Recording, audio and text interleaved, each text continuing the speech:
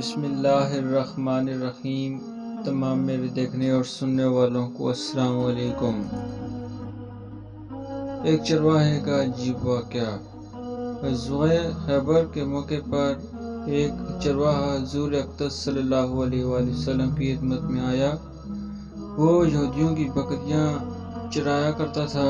اس چرواہے نے جب دیکھا کہ خیبر سے باہر مسلمانوں کا لشکر پڑاؤ ڈالے ہوئے ہیں، اس کے دل میں خیال آیا کہ میں جا کر ان سے ملاقات کروں اور دیکھوں کہ یہ مسلمان کیا کہتے ہیں اور کیا کرتے ہیں۔ چنانچہ بکریاں چراتا ہوا مسلمانوں کے لشکر میں پہنچا اور ان سے پوچھا کہ تمہارے سردار کہاں ہے؟ صحابہ کرام نے بتایا کہ ہمارے سردار حضور صلی اللہ علیہ وسلم اس خیمے کے اندر ہیں۔ پہلے تو اس چرواہے کو ان کی باتوں پر یقین نہیں آیا۔ اس نے سوچا کہ اتنے بڑے سردار ایک معمولی سی خیمے کے اندر کیسے بیٹھ سکتے ہیں۔ اس کے ذہن میں یہ تھا کہ جب آپ اتنے بڑے بادشاہ ہیں تو بہت ہی شان و شوکت اور ٹھاٹ باٹ کے ساتھ رہتے ہیں، لیکن وہاں تو کھجور کے پتوں کی چٹائی سے بنا ہوا خیمہ ہے۔ خیر، وہ اس خیمے کے اندر آپ سے ملاقات کے لیے داخل ہوا اور آپ سے ملاقات کی اور پوچھا کہ آپ کیا پیغام لے کر آئے ہیں اور کس بات کی دعوت دیتے ہیں۔ حضور اقدس صلی اللہ علیہ وآلہ وسلم نے اس کے سامنے اسلام اور ایمان کی دعوت رکھی اور اسلام کا پیغام دیا۔ اس نے پوچھا کہ اگر میں آپ کی دعوت قبول کر لوں تو میرا کیا انجام ہوگا اور کیا رتبہ ہوگا؟ حضور اقدس صلی اللہ علیہ وآلہ وسلم نے فرمایا، اسلام لانے کے بعد تم ہمارے بھائی بن جاؤ گے اور ہم تمہیں گلے سے لگائیں گے۔ اس چرواہے نے کہا، آپ مجھ سے مذاق کر رہے ہیں؟ میں کہاں اور آپ کہاں؟ میں ایک معمولی سا چرواہا ہوں اور میں آپ کے سیاہ فام انسان ہوں۔ میرے بدن سے بدبو آ رہی ہے۔ ایسے حالت میں آپ مجھے کیسے گلے لگائیں گے؟ حضور اقدس صلی اللہ علیہ وآلہ وسلم نے فرمایا، ہم تمہیں ضرور گلے سے لگائیں گے۔ تمہارے جسم کو، سیاہی کو اللہ تعالیٰ تابانی سے بدل دیں گے اور اللہ تعالیٰ تمہارے جسم سے اٹھنے والی بدبو کو خوشبو سے تبدیل کر دیں گے۔ یہ باتیں سن کر وہ فوراً مسلمان ہو گیا اور کلمہ شہادت پڑھ لیا، اشہد ان لا الہ الا اللہ واشہد ان محمدا عبدہ ورسولہ۔ پھر حضور اقدس صلی اللہ علیہ وآلہ وسلم سے پوچھا کہ یا رسول اللہ، اب میں کیا کروں؟ آپ نے فرمایا کہ تم ایسے وقت پر ایمان لائے ہو کہ نہ تو اس وقت کسی نماز کا وقت ہے تو تم سے نماز پڑھاؤ اور نہ ہی روزہ کا زمانہ ہے تم سے روزے رکھواؤں، زکوٰۃ تم پر فرض نہیں ہے۔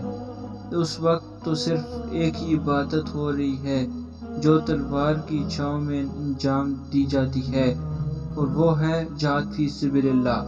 اس چرواہے نے کہا، یا رسول اللہ صلی اللہ علیہ وآلہ وسلم، میں اس جہاد میں شامل ہو جاتا ہوں، لیکن جو شخص جہاد میں شامل ہوتا ہے اس کے لیے دو میں سے ایک صورت ہوتی ہے، یا غازی یا شہید۔ تو اگر جہاد میں شہید ہو جاؤں تو آپ میری کوئی ضمانت دیجئے۔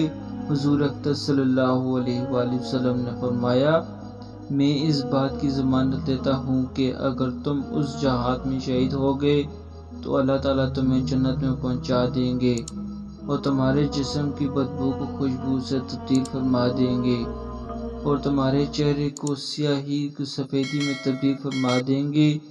چونکہ وہ چرواہا یہودیوں کی بکریاں چراتا ہوا وہاں پہنچا تھا، اس لیے حضور اقدس صلی اللہ علیہ وآلہ وسلم نے فرمایا کہ تم یہودیوں کی جو بکریاں لے کر آئے ہو ان کو جا کر واپس کرو، اس لیے یہ بکریاں تمہارے پاس امانت ہیں۔ اس سے اندازہ لگائیں کہ جن لوگوں کے ساتھ جنگ ہو رہی ہے، جن کا محاصرہ کیا ہوا ہے، ان کا مال غنیمت ہے، لیکن چونکہ وہ چرواہا بکریاں معاہدے پر لے کر آیا تھا، اس لیے آپ نے حکم دیا کہ پہلے وہ بکریاں واپس کر آؤ، پھر آ کر جہاد میں شامل ہونا۔ چنانچہ اس چرواہے نے جا کر بکریاں واپس کی اور واپس آ کر جہاد میں شامل ہوا اور شہید ہو گیا۔ جب جنگ ختم ہو گئی تو حضور اقدس صلی اللہ علیہ وآلہ وسلم لشکر کا جائزہ لینے لگے۔ ایک جگہ آپ نے دیکھا صحابہ کرام کا مجمع اکٹھا تھا۔ آج جب آپ قریب پہنچے تو ان سے پوچھا کہ کیا بات ہے؟ صحابہ کرام نے فرمایا، جو لوگ جنگ میں شہید ہو گئے ہیں ان میں سے ایک آدمی ایسا بھی ہے جس کو ہم میں سے کوئی نہیں پہچانتا۔ آپ نے فرمایا کہ مجھے دکھاؤ۔ جب آپ نے دیکھا تو فرمایا کہ تم اس شخص کو نہیں پہچانتے، مگر میں اس شخص کو پہچانتا ہوں، یہ چرواہا ہے، اور یہ وہ عجیب و غریب بندہ ہے جس نے اللہ کی راہ میں ایک بھی سجدہ نہیں کیا، اور میں اس بات کی گواہی دیتا ہوں کہ اللہ تعالیٰ نے سیدھا اس کو جنت الفردوس میں پہنچا دیا ہے، اور میری آنکھیں دیکھ رہی ہیں کہ ملائکہ اس کو غسل دے رہے ہیں، اور اس کی سیاہی سفیدی میں تبدیل ہو گئی ہے، اور اس کی بدبو خوشبو سے تبدیل ہو گئی ہے۔ حاصل اندازہ کیجئے، دیکھیے اگر کچھ عرصے پہلے اس چرواہے کو موت آ جاتی تو سیدھا جہنم میں چلا جاتا، اور اب میں اس حالت کی موت آئی کہ ایمان لا چکا ہے اور سرکار دو عالم صلی اللہ علیہ وآلہ وسلم کا غلام بن چکا ہے، اور آپ اللہ تعالیٰ سے اتنا بڑا انقلاب پیدا فرما دیا۔